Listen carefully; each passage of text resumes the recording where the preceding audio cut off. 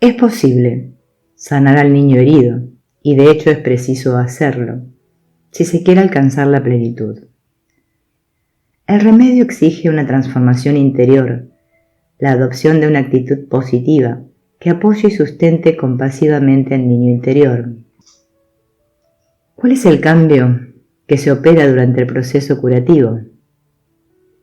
Si una persona es capaz de sentir que de niño nunca fue amado por lo que realmente era, sino por sus logros, sus éxitos y sus buenas cualidades, y que sacrificó su infancia por ese amor, padecerá una profunda conmoción, pero algún día deseará poner fin a semejante amor.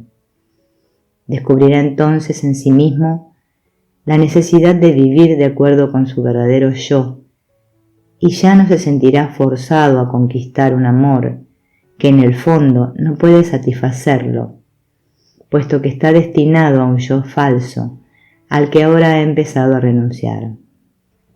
El niño interior lleva consigo nuestra historia personal, y es el vehículo tanto de nuestros recuerdos del niño real como del niño idealizado del pasado.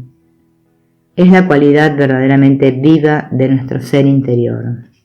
La experiencia de este proceso de renovación equivale a experimentar las posibilidades creativas del niño interior simbólico.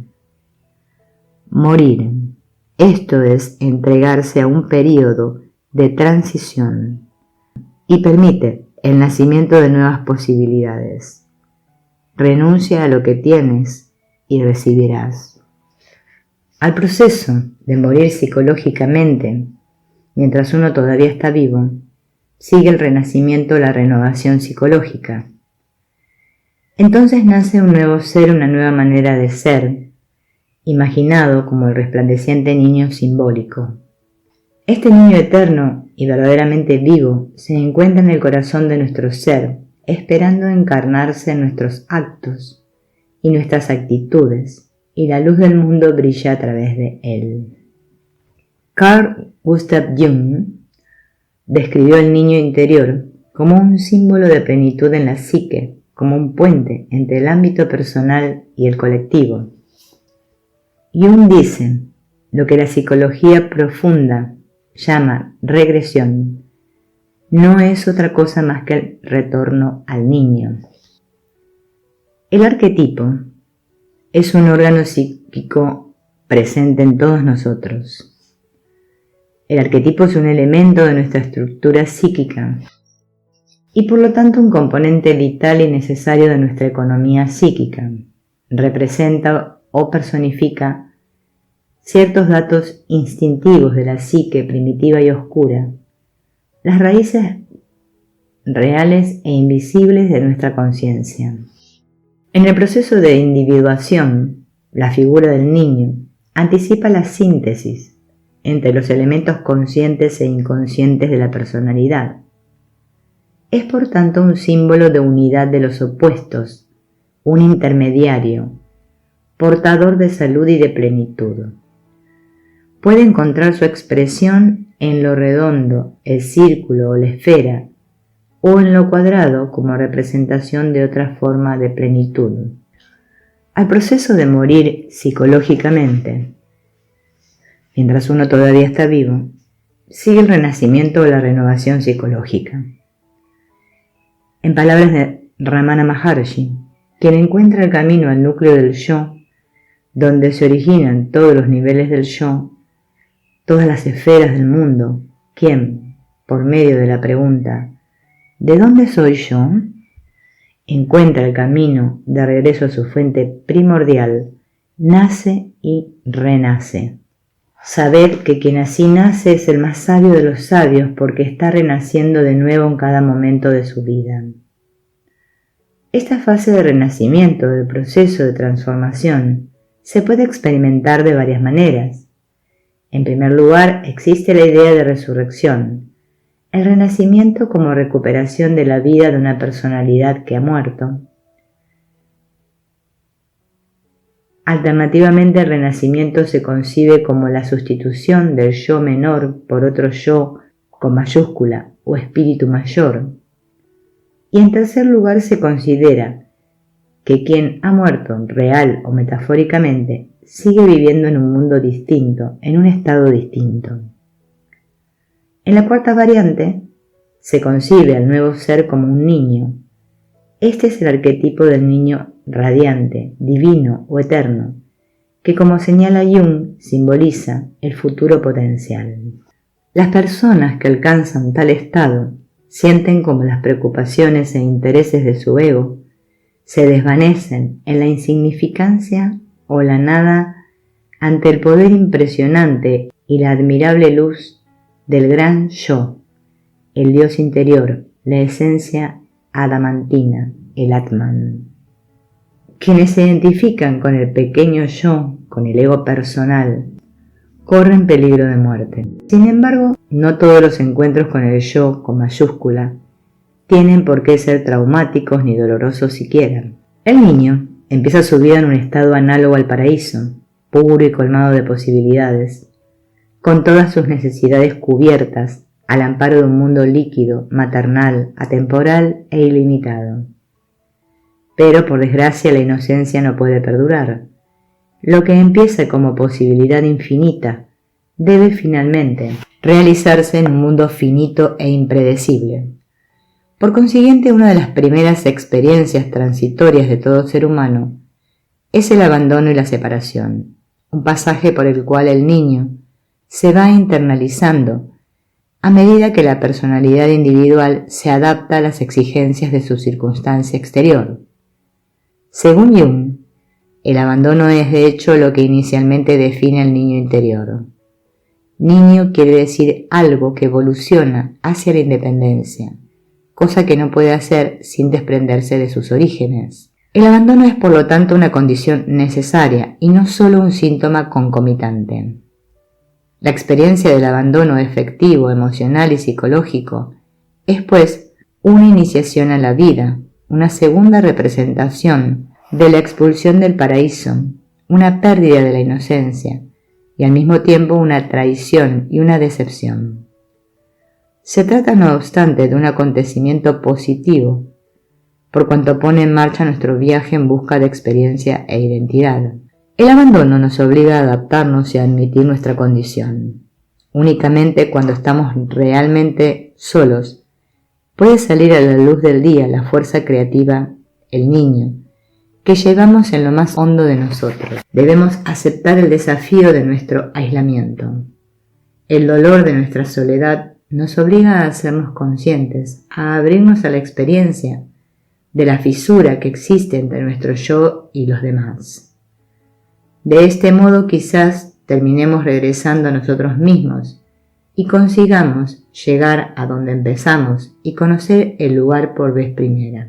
Para algunas personas el abandono constituye una herida al yo infantil que resulta en una adaptación restrictiva, por la cual el niño queda profundamente enterrado bajo capas de resentimiento y cinismo. En el fondo de todo cínico, sin embargo, se halla un romántico dolido, un niño interior inocente que fue lastimado en su temprana existencia por una decepción paterna o al descubrir que el mundo no es lo que parecía. La experiencia del abandono nos enfrenta a todos con el reto de asumir nuestra orfandad y de reconocer que en última instancia estamos solos, lo que trae consigo la responsabilidad de cuidar y proteger a nuestro niño interior. Aquel que intenta huir de la experiencia del abandono y trata de preservar la inocencia idealista en su madurez, se expone a un grave peligro. Si el individuo no siente a su niño interior como algo real, si no lo reconoce como una entidad existente, lo abandona. La palabra abandono significa literalmente no ser llamado y está relacionada etimológicamente con el término destino, que significa palabra divina, y proviene de fari y fatum, hablar. Lo que ha sido lastimado por la madre solo puede ser sanado por la madre, y lo que ha sido lastimado por el padre solo puede ser sanado por el padre. Etimológicamente la palabra duelo significa recordar, y procede de la misma raíz que memoria. Por el duelo quedamos ligados al recuerdo de lo que se ha perdido, o ha sido abandonado hasta que encontramos algo que lo reemplaza. El duelo aparece tanto si hemos sufrido por una muerte real como si no, y es uno de los rasgos, junto a la aflicción permanente, que suelen caracterizar a quienes emprenden un tratamiento analítico. Duelo y depresión son los nombres del abandono. Un caso de abandono del tipo niño triste, madre perdida, es la viudez. El marido de Silvia había fallecido repentinamente e inesperadamente, y ella, periodista con una buena posición económica y amante de su profesión, se encontró sola con sus 2 hijos, con su aflicción y con su furia. «¿Cómo se atreve a hacerme esto a mí?», comentaba enojada. El sentido de lo que él hizo se aclaró muy pronto.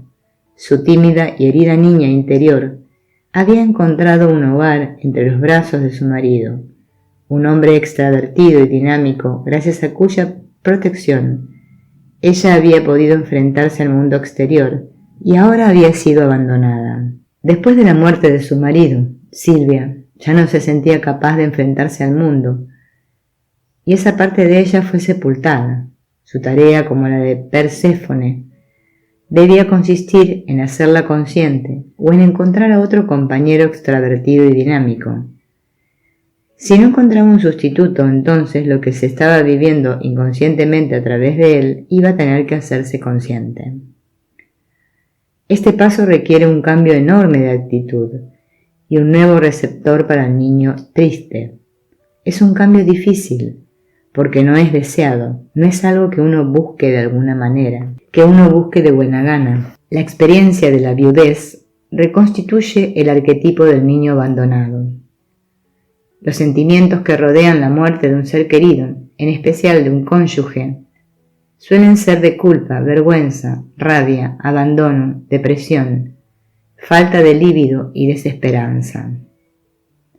Nos sentimos culpables y avergonzados por el mero hecho de continuar vivos y de que para nosotros la vida continúe. El niño triste realiza un viaje al inframundo, se familiariza con la oscuridad, con el miedo y con la más decisiva de las experiencias, estar solo consigo mismo.